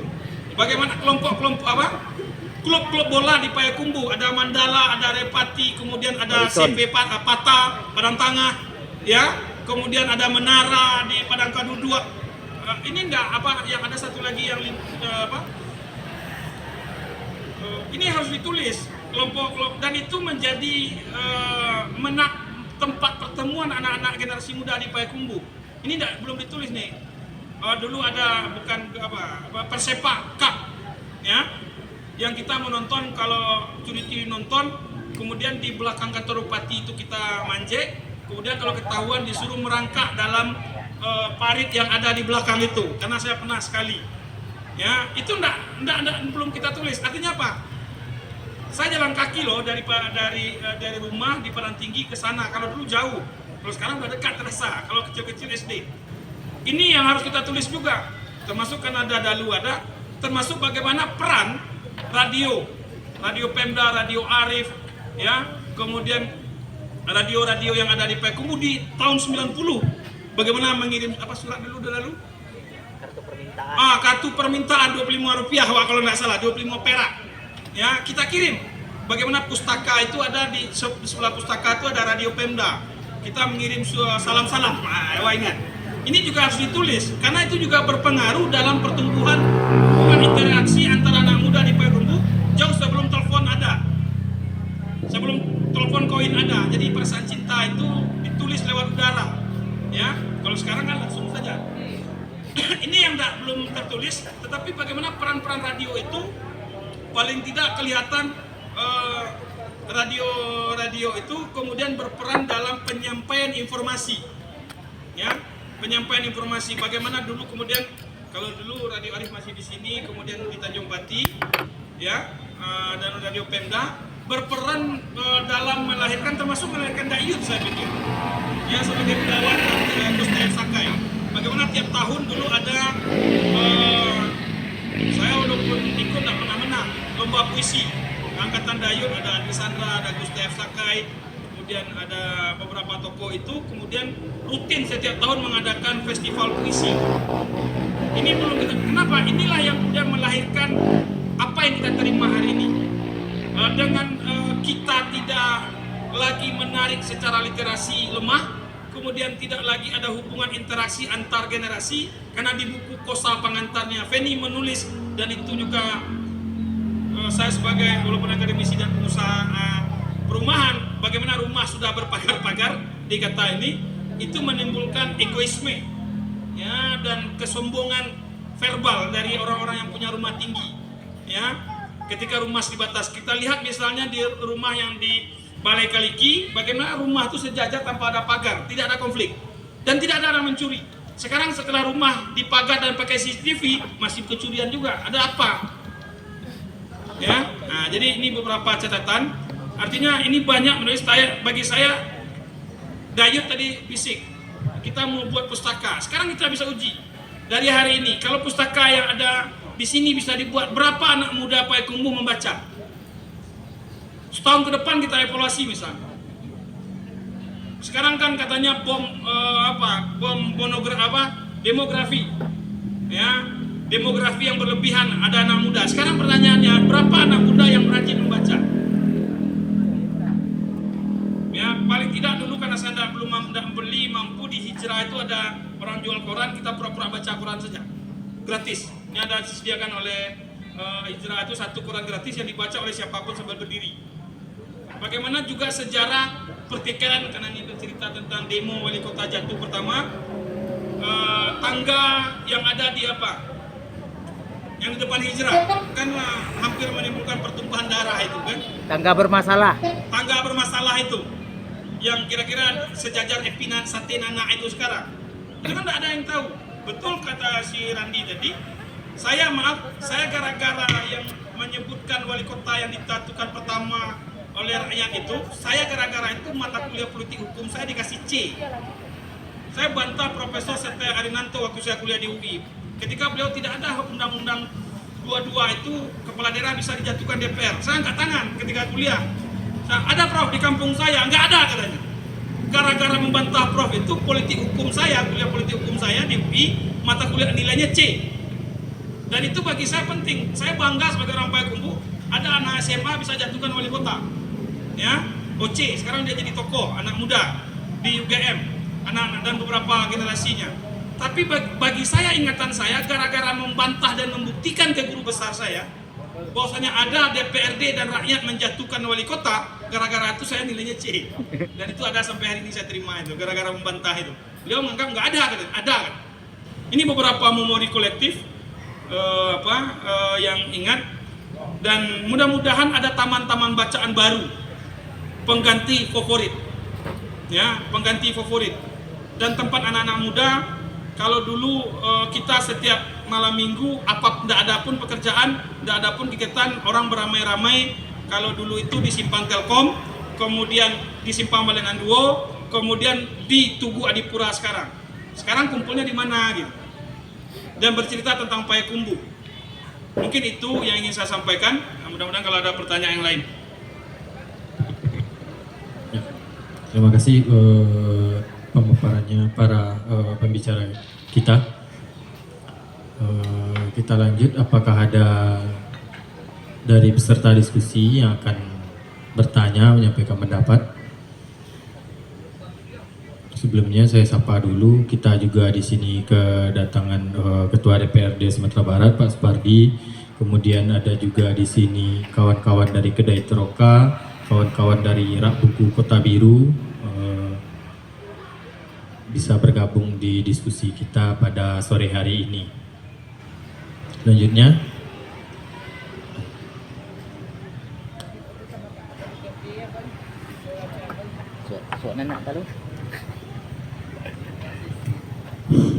Assalamualaikum warahmatullahi wabarakatuh. Baiklah, perkenalkan saya Eva Susana, guru di SMP Negeri 2 Kecamatan Harau. Kebetulan saya juga sudah membeli buku Payakumbuh ini. Jadi sebagai seorang yang juga tertarik untuk dalam dunia tulis menulis, saya melihat bahwa buku Payakumbuh ini bisa nanti dijadikan sebagai sumber atau latar belakang untuk sebuah kisah atau cerita yang berlatar belakang Payakumbuh. Tadi Bapak Wen menyebutkan bahwa kita ingin hidupkan taman-taman bacaan. Jadi kalau kita lihat seharusnya kita atau penulis-penulis seperti yang banyak di Payakumbuh ini membuat sebuah buku-buku yang menarik bagi anak muda. Nah, kemudian untuk bernostalgia itu mungkin kadang-kadang kita sudah lupa sejarah Payakumbuh, ya kan? Jadi dengan membaca buku Feni ini, oh iya, oh itu dulu teringat kita. Kemudian saya ini generasi yang sudah lama, bukan 90-an lagi, tapi sama dengan Pak Dalu ini itu sudah 70-an, 80-an sudah mengalami sebelum adanya pasar bertingkat, kita sudah ya Dalu ya. Jadi mungkin menggali momen-momen pada zaman 70-an 80-an itu bagi seorang penulis mungkin seorang novelis mungkin bisa membuat sebuah kisah-kisah yang berlatar belakang itu. Jadi bagaimana nanti Feni juga menggali hal-hal yang bersifat apa namanya itu latar belakang kejadian-kejadian yang bisa nanti menjadi klop nanti di dalam sebuah novel atau cerita. Oh ya, bagi pembaca yang mengalami pada tahap itu. Nah, jadi pertanyaan yang saya adalah bagaimana buku ini bisa menjadi bahan atau sumber bagi para penulis, khususnya ini penulis fiksi, mungkin saya tertarik dengan fiksi. Jadi anak-anak muda kalau membaca buku-buku yang lebih fiksi atau artikel-artikel ilmiah mungkin lebih tertarik kalau ditulis secara populer atau fiksi. Nah, kalau buku yang mungkin buku yang nggak tebal itu agak bermasalah bagi anak muda. Jadi mungkin Feni juga bisa menulis yang seri-seri populernya gitu. Mungkin itu saran dari saya atau mungkin pertanyaan atau saran. Demikian, terima kasih. Assalamualaikum warahmatullahi wabarakatuh.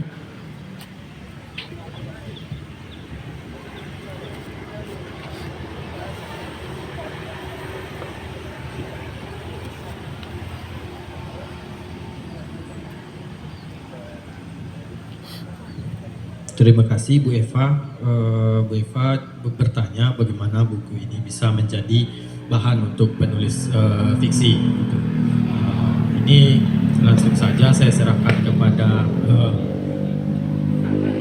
saran. Jadi saran itu Bu atau bertanya? Nah, bertanya sambil memberi saran. Tapi sebenarnya di dalam buku Pajakumbuh Feni Effendi itu memuat beragam tema ada di sini diceritakan. Mistik-mistik, hal yang jarang sebenarnya dibahas oleh orang. Feni berbicara untuk anak muda, perkembangan musik saja dicatat Feni, segala macam dicatat Feni. Di sini Feni saya rasa seperti penggalas Kumango, segala ada gitu. Langsung saja tanggapan deh saya minta kepada pembicara, bagaimana misalnya bagaimana buku ini diolah menjadi ke dalam bentuk karya fiksi gitu.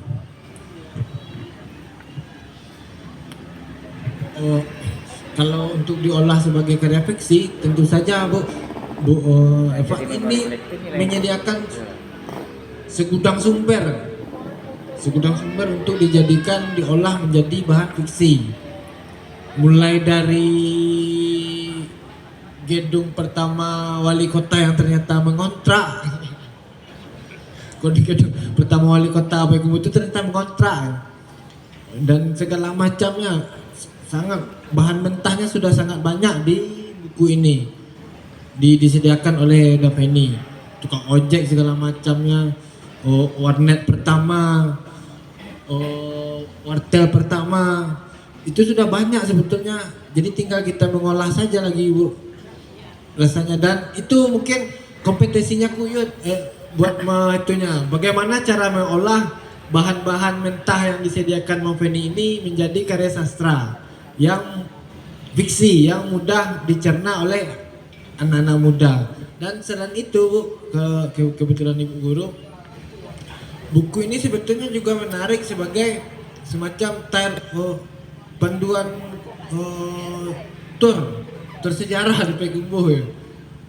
Kalau ada sekolah yang tertarik, sebetulnya mantap sekali bawa anak-anaknya jalan-jalan. Oh ini gedung ini dulu, gini. Banyak sekali bahannya di sini.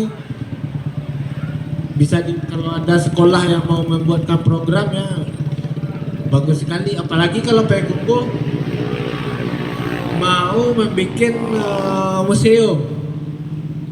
Karena Payakumbuh ada museum kan?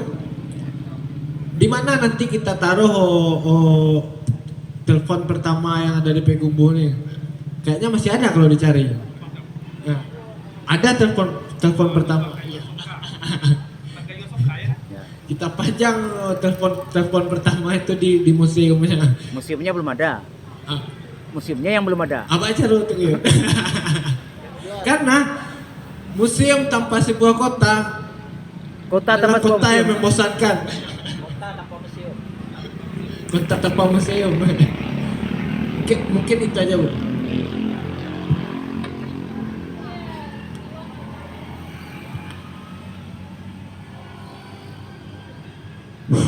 Mungkin ini saran untuk Feni, saran lagi.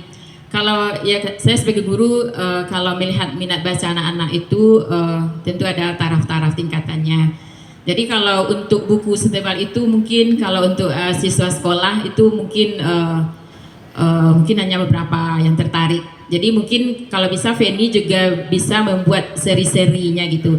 Jadi dibuat per seri. Jadi anak-anak membaca hanya bukunya tidak terlalu tebal. Jadi mungkin itu saran untuk Feni, bisa membuat dalam bentuk seri edisi-edisi yang tidak terlalu tebal, sehingga kalau itu diapakan di sekolah-sekolah mungkin banyak sekolah yang tertarik. Karena kalau di sekolah buku-buku yang lebih populer itu akan lebih berminat siswa untuk membacanya. Mungkin itu saran untuk Feni. Oke. Ikut.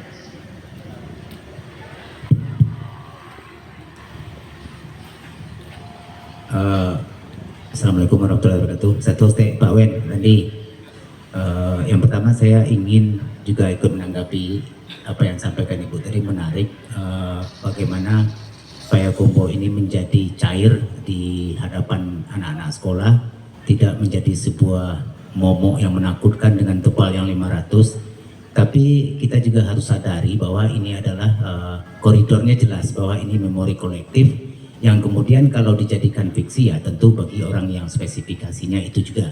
Dan barangkali di Payakumbuh hari ini itu sudah banyak penulis-penulis muda, penulis-penulis baru yang mungkin nanti bisa menjadikan karya-karya fiksi berangkat dari apa yang tertera di buku Feni ini. Sangat banyak sekali yang bisa dikembangkan menjadi sebuah fiksi. Banyak latar-latar sejarah, budaya, kondisi-kondisi sosial masyarakat dan segala macam yang ada kalau kita memberangkatkannya menjadi sebuah karya fiksi. Tapi kalau buku ini yang kita harapkan koridornya sudah jelas sebagai sebuah catatan memori kolektif. Kemudian yang kedua adalah menanggapi apa yang disampaikan Pak Wen tadi. Ini adalah cerita kami yang sudah berlarut-larut tentang literasi di Kota Payakumbuh, termasuk tentang taman bacaan. Mungkin tidak ada lagi yang tidak kita berbuat, tapi sepertinya kota ini terlalu lupa untuk merespon, untuk menyikapi dan untuk menanggapi apa yang sudah dilakukan oleh masyarakatnya sendiri. Nah, tadi Ijot dari Agam Jua Cafe juga baru akan memulai membuat pustaka taman bacaan di sini. Nah, itu satu langkah baru lagi, satu langkah yang nyinyir lagi untuk mengingatkan kota ini terhadap literasi. Tapi kenapa selalu tidak ada respon dari pihak-pihak yang kita harapkan?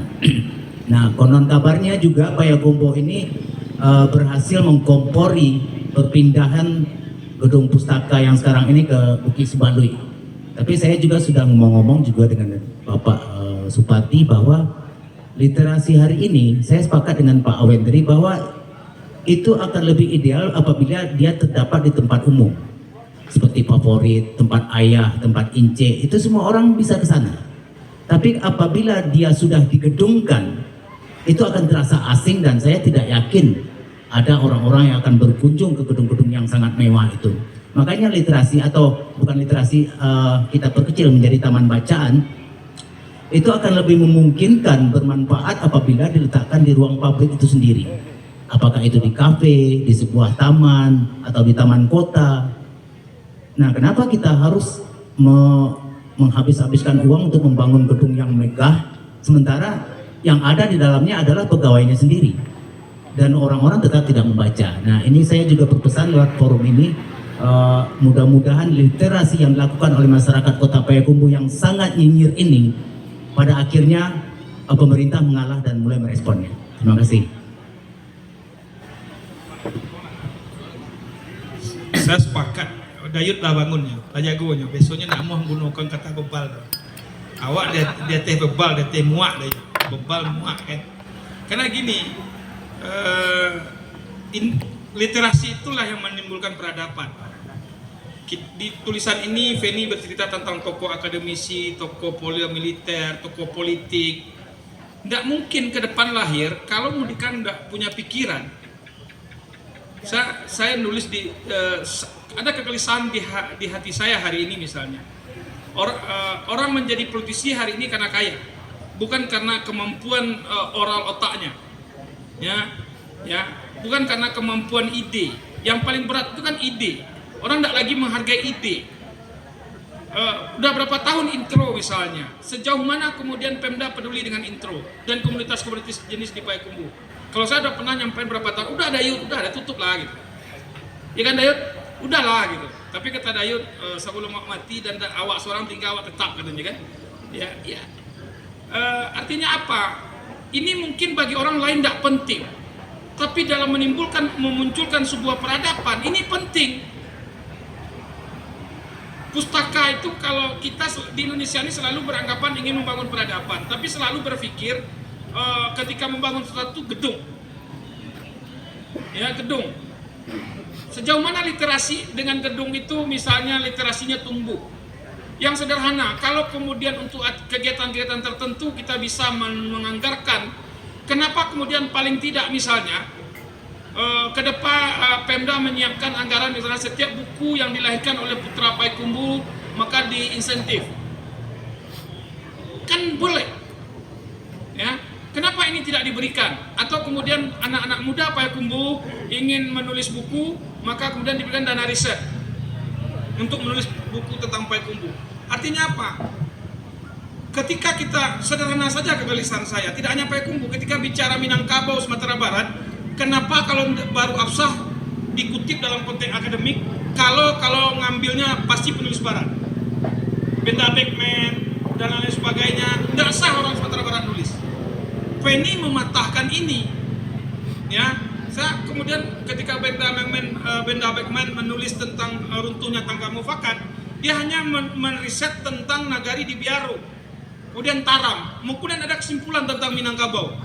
Padahal Minangkabau ini luas gitu. Harusnya ini ditulis baik dalam bentuk memori kolektif, cerita fiksi dan lain sebagainya oleh orang-orang Payakumbuh yang mengalami Payakumbuh. Nah, ada satu yang kemudian konflik yang belum selesai di kita hari ini, dan konfliknya mulai dari tahun 72. Yang mungkin mudah-mudahan Feni bisa menulis di buku kedua atau buku ketiga atau sampai ke buku 10 tentang pasar Payakumbuh, pasar syarikat Payakumbuh. Ini ada ditulis di sini hanya sekilas, ya. Ya ini kan konflik yang tidak selesai. Ya, siapa yang punya pasar sebenarnya? Bagaimana peran pasar serikat itu kemudian? Kenapa namanya pasar serikat? Kenapa lapangan Pacu Kudo Kubo Gadang? Ini belum ditulis, sehingga anak-anak muda tahu kenapa kemudian Pacu Kudo itu harus beberapa nagari terlibat. Ada Tiaka, ada Cincin, dan kemudian ada Kotonang Gadang, ada Kotonang. Kenapa? Ini harus tahu. Kalau enggak, ini kehilangan. Sehingga saya selalu katakan begini. Hari ini kan ada syarat bantuan pemerintah kalau dibantu organisasi sosial atau lembaga sosial atau ini syaratnya udah bersertifikat. Nah, ketika saya jadi pendamping di Nagari Setuju Batu, saya sampaikan jangan sampai kantor wali negariku disertifikatkan, karena kalau disertifikatkan jadi milik Pemda, padahal dia adalah tanah ulayat Nagari. Ya kan, ketika disertifikat, kecuali disertifikatkan atas nama tanah ulayat. Nah, ini beberapa hal. Kalau ini kita tidak tulis, saya nggak tahu ke depan konfliknya menjadi lebih besar. Ini kan hanya kayak api dalam sekam. Kemarin ada beberapa pedagang datang, Pak Wen, dulu kami Bali syarat Yami, karena pas saat terbakar maka dia deadline, kami harus membayar tanah-tanah kami. Saya lihat ada suratnya zaman Belanda, ditulis kemudian oleh notaris pertama di Padang. Ya, itu ada suratnya. Ini kan ada pembiaran, ada misalnya tentang batas nagari antara Piladang dan Lembukan. Ini kan tidak tuntas sampai hari ini. Kemudian batas Payakumbuh antara Sarilam antara Koto Tuwo dengan Koto Nanggadang, mana batasnya sebenarnya? Kemudian ini batas kita saja belum tuntas kita. Belum lagi batas nagari dalam kota Payakumbuh. Ya, mana sebenarnya biasa saja misalnya orang Koto Nanggadang punya tanah Koto Nampe. Karena peladangan Koto Nanggadang. Ini kan tidak pernah diungkap. Jadi maksud saya ada ke Feni karena bebannya berat, karena saya bukan penulis sejarah, saya hanya ahli hukum, agar tidak sampai ke saya sebagai advokat. Ini kan kalau sudah berantem itu, maaf, tahun ini saya ada menangani kasus 22, itu rata-rata kasusnya konflik tanah, ada. Kalau kepemilikan yang jelas dari awal, saya tidak dapat pekerjaan. Dan ketika datang data itu, ini konfliknya ini aja. Orang datang dan orang asa, orang datang dan asa. Itu aja konfliknya. Nah ini kita tidak mau mengungkap. Termasuk karena ada terjadi cerita rumah gadang misalnya. Di sini belum ditulis karena ini cerita mistik tadi kan. Kan ada mistik Minangkabau, walaupun kemudian orang itu kan bid'ah gitu kan. Tetapi ada fakta misalnya. Kenapa kemudian Lumbuang itu Rangkiang itu 3 sejajar.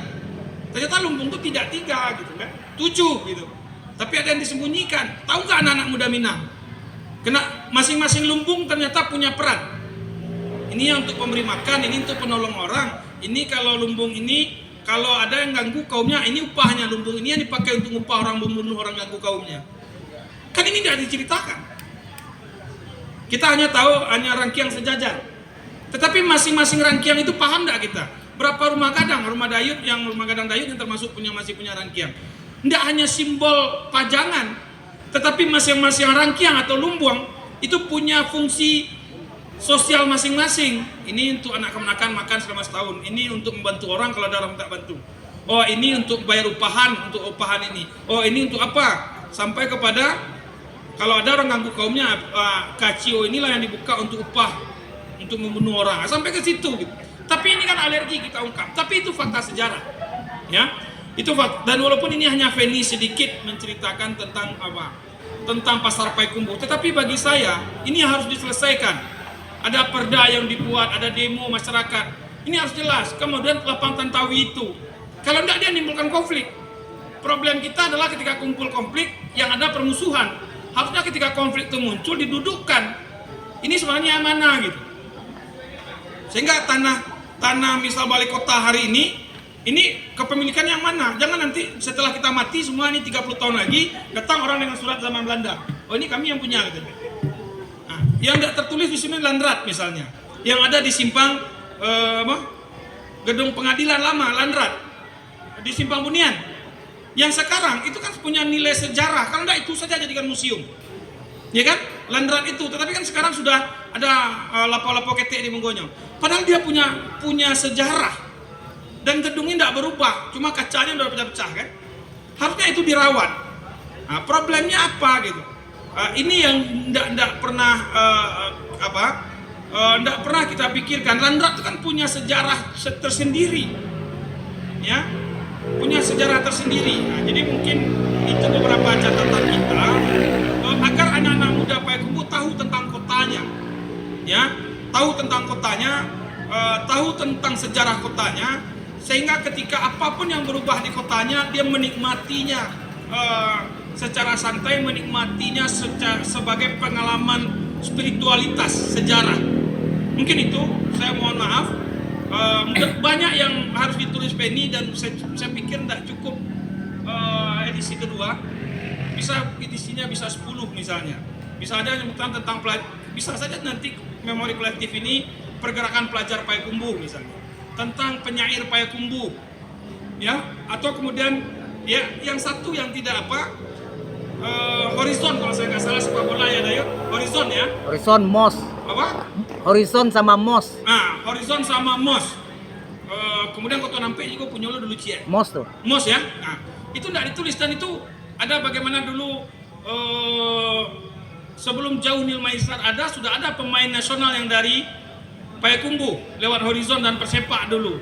Yang katanya tendangannya itu kalau tidak siap diterima oleh kiper. Ada di Edi Sailan ya, Edi Sailan. Itu kan memori kolektif paling tidak anak-anak orang-orang bola di Payakumbuh tahu oh ternyata dulu ada. Malah ada katanya nyipaknya bukan dengan apa, dengan ini, tapi dengan ujung kaki. Kalau diterima, nah saya dapat cerita dari kakek-kakek itu, kalau itu yang nendang bola, itu juga kiper-kipernya masuk ke dalam. Ya kan? Kenapa? Karena nendang bolanya dengan kepandaian gitu kan. Jadi kipernya masuk ke dalam. Nah, itu cerita. Dan itu ada di MOS, ada Horizon, dan ada kelompok, ada Gumarang dan lain sebagainya. Ini paling tidak memori kolektif yang anak muda yang umur 20-30 tidak tahu. Ya, apalagi kalau kakek tidak pernah bercerita, lebih tidak tahu. Kalau kayak saya ditanya di Padang Tinggi, mana Banda Seluncua? Ya, Banda Seluncua sampai orang-orang Balenan Duo dan Padang Tinggi mandi dulu. Sekarang kalau dilihat sekarang Banda Seluncua itu kayak parit kecil saja, tapi dia punya memori sejarah bagi orang Kota Nampek misalnya. Itu tidak muncul Banda Seluncua itu. Itu kemudian masing-masing nagari kelurahan itu punya nama kecil. Ya, ada Palam kan, ada di sini pasti ada nama tempat. Bagaimana dulu nih tempat mandi kita Batang Agam, apa tuh istilahnya? Batang Agam kan punya apa kok? Agam Jua. Apa? Agam Jua, Agam Per. Agam Jua sampai Kateh kan? Ya. Sampai mandi kan? Kan masing-masing fase agam ini kan punya nama dulu. Nama entah siapa yang ngasih nama saya nggak tahu. Kalau kemudian ada kalau di sepanjang sepanjang dari Payolansek sampai ke pasar Payakumbuh itu ada si gura-gura tempat mandi kan, ada tempat mandi yang sekarang yang orang Payakumbuh pasti mandi ke sana. Lu Banda Seluncua, Banda si gura-gura gitu. Itu kan nggak ada orang tahu lagi. Tetapi airnya kan jernih dulu. Kalau sekarang kita takut. Termasuk kolamnya Dayut yang di depan rumah itu, ya, tempat mandi anak Payakumbuh orang pasar dulu. Kami belajar berenang. Siapa nama apa? Pak Daruh, ya kan? Tabek mandi, tabek Pak Daruh gitu. Dan itu bersih. Yang sekarang samping SMA 4 itu tempat orang belajar berenang dulu. Karena ke Batang Tabik membayar jauh, maka ada kolam tabek yang tempat kami belajar, yang paling tidak kami yang dari pasar ke sini, yang dari tempat kami berenang. Dan tidak mungkin orang anak Payakumbuh tidak tahu angkatan saya dan angkatan Dayu tidak tahu tabek Pak Daru karena kolam tabeknya besar dan tempat berenang. Ya belajar berenang. Dan sayangnya sekarang airnya nggak ada. Nggak tahu kenapa airnya nggak ada sekarang. Dulu tempat orang berenang belajar berenang. Tabek Daru itu kan. Ya. Nah, artinya itu memori kolektif. Bagi kami anak-anak pada zaman itu, walaupun pulang mandi berenang di Tabek Daru, kemudian di Banda Seluncua, di Banda Sigura-gura, dengan risiko dipukul oleh orang tua, atau mandi di Batang Agam, tidak salah Agam Batu, lupa deh. Agam Batu, Agam Jua, Agam Cewat. Agam Cewat sampai ke Teh. Agam Bodi. Agam Bodi ya, punya. Ini kan tidak tahu orang ini. Orang tahu sekarang ini karena sudah dibangun. Tapi masing-masing tempat ini punya nama. Tak siapa yang berikan nama saya nggak tahu. Ya. Mungkin itu memori kolektif yang mungkin banyak tugas Penny dan juga tugas Randi ya untuk menulis. Saya biarlah nulis bagian sisi saja ya. Mungkin itu. Terima kasih. Assalamualaikum warahmatullahi wabarakatuh. Ya, karena mengingat waktu sebentar lagi saya minta semacam closing statement atau ya bisa karena dari tadi Randi kayaknya isinya pujian terus ya. Ada gak kritiknya gitu atau minta closing statement dari Randi. Nanti sebenarnya saya juga pengen menghadirkan pembicara untuk penulis untuk menyampaikan bagaimana proses dari penerbitan buku, karena di perkata buku juga disampaikan bagaimana tertatih-tatihnya penulis dalam proses penerbitan, kemudian bagaimana cerita dari riset segala macamnya. Tapi karena mengingat waktu, mohon maaf saya tidak bisa menghadirkan penulis untuk berbicara. Sekarang saya serahkan pada Randi. Oke, moderator. Jadi ini kritik ya? Boleh kritik closing statement lah. Ya, karena dari tadi isinya pujian semua. Nah, salah satu hal yang cukup mengganggu dari buku Bang Penny adalah bagaimana narasi dalam rentang panjangnya itu ditulis. Maksudnya begini, ketika Daveni menulis tentang dari Padri sampai setelah kemerdekaan, isinya itu adalah kebanyakan tentang perjuangan rakyat melawan kolonialisme, sampai akhirnya Indonesia merdeka. Setelah Indonesia merdeka, narasi perlawanan itu sudah tidak ada. Seakan-akan Indonesia ini sudah dalam kondisi yang ideal. Tidak ada lagi gejolak apa-apa di Payakumbuh. Orang sudah sampai kepada zaman tentram yang tentram, tidak ada apa-apa, sehingga kita bisa menulis tentang hal-hal yang biasa saja, sejarah kecil-kecil saja, tentang musik, tentang segala macamnya. Nah, ini sebetulnya adalah efek dari sejarah nasional yang telah hegemonik. Karena sejarah nasional Indonesia itu memang ditulis sengaja oleh Orde Baru seperti itu. Yang jadi lawan itu cuma Belanda.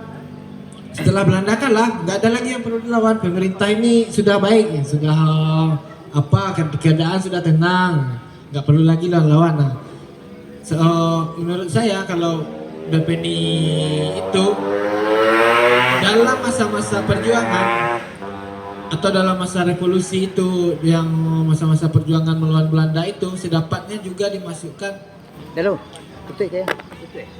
sejarah kecil-kecilnya kayak gitu. Ini bukan berarti mengecilkan arti perjuangan para pahlawan, tidak ya. Mereka tuh bertaruh nyawa untuk melawan Belanda. Tapi kalau saran saya, nanti kalau mengisi narasi bagian itu ditambah juga dengan narasi lainnya. Pada dalam perjuangan kemerdekaan itu sebetulnya banyak kejadian lain. Ada pasar malam, pas orang perang tuh. Ada yang asik adu buruang. Iya. Orang perangnya adu buruang. Ada bermacam-macam sejarah-sejarah seperti itu. Nah, jadi sedapatnya diimbangi. Jadi kalau dari awalnya sudah seperti itu, tidak nyambung jadinya sampai akhir, karena di sana ada hiburan, ada segala macam sejarah kecil-kecilnya. Ini kalau kita baca sekarang kan, yang dari sebelum kemerdekaan kan isinya perang.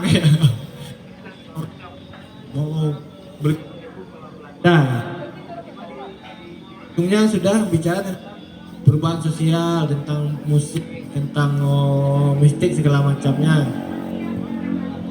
Jadi mungkin itu aja lah saran kepada Daveni. Nanti kita bicarakan di belakang Daveni. Ya, terima kasih. Pak Ben, ada lagi? Cukup? Ya udah. Terakhir, buku ini memang asik dibaca, serius. Kalau harus berminat membelinya, memang asik. Banyak informasi yang selama ini saya tidak tahu ada di dalam ini. Contohnya, seorang pengarang Cina yang bernama Yu Du.